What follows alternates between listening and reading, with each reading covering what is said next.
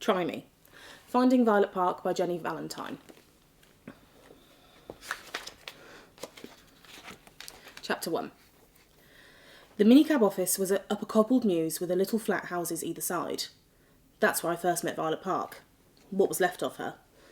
There was a healing centre next door. A pretty smart name for a place with a battered brown door and no proper door handle, and a stuck-on wooden number in the shape of clowns. The 3 of the number 13 was a W stuck on sideways, and I thought it was kind of sad, and I liked it at the same time. I never normally take cabs, but it was 5 o'clock in the morning, and I was too tired to walk anywhere, and I'd just found a tenner in my coat pocket. I went in for a lift home, and strolled right into the weirdest encounter of my life.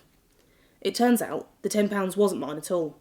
My sister Mercy had borrowed my coat the night before, without asking, even though boys' clothes don't suit her, and it was at least 2 sizes too big.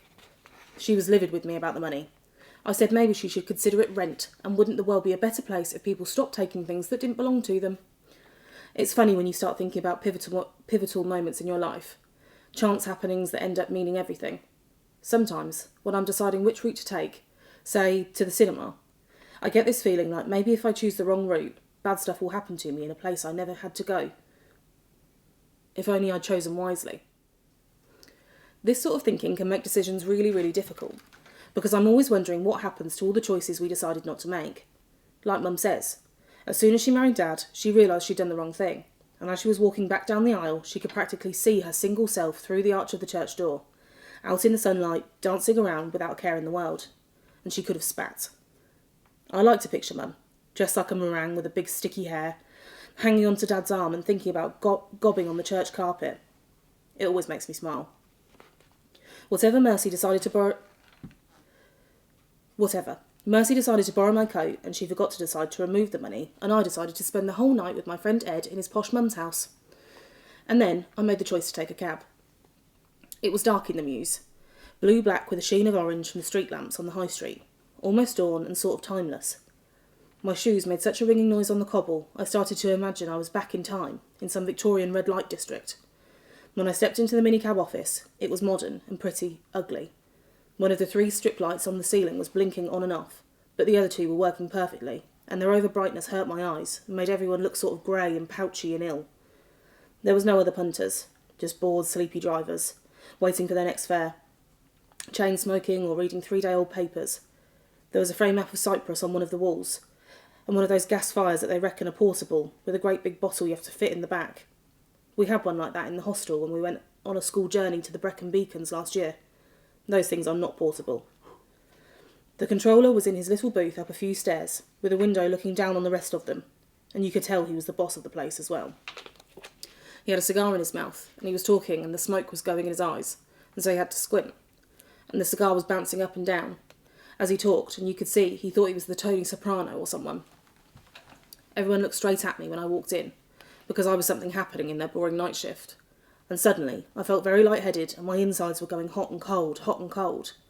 I'm pretty tall for my age, but them all staring up at me from their chairs made me feel like some kind of weird giant.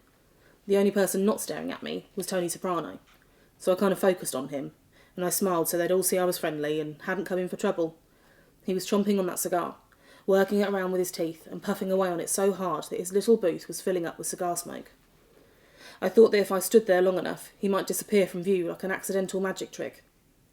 The smoke forced its way up through the cracks and joins in his mezzanine control tower, and it was making me queasy, so I searched around, still smiling, for something else to look at.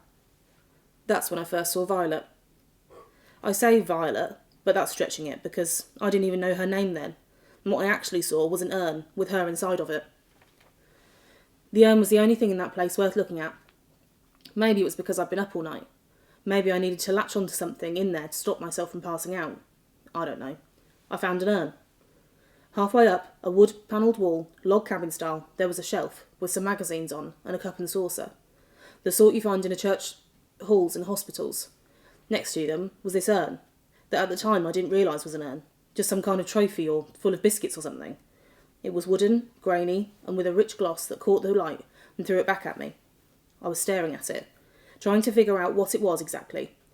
I didn't notice that anyone was talking to me until I got the smell of cigar really strongly, and realised that the controller had opened his door because banging on his window hadn't gotten my attention.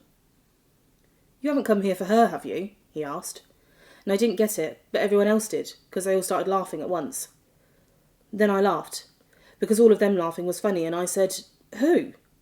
The cigar bobbed down towards his chin. With each syllable he nodded towards the shelf. "The old lady in the box."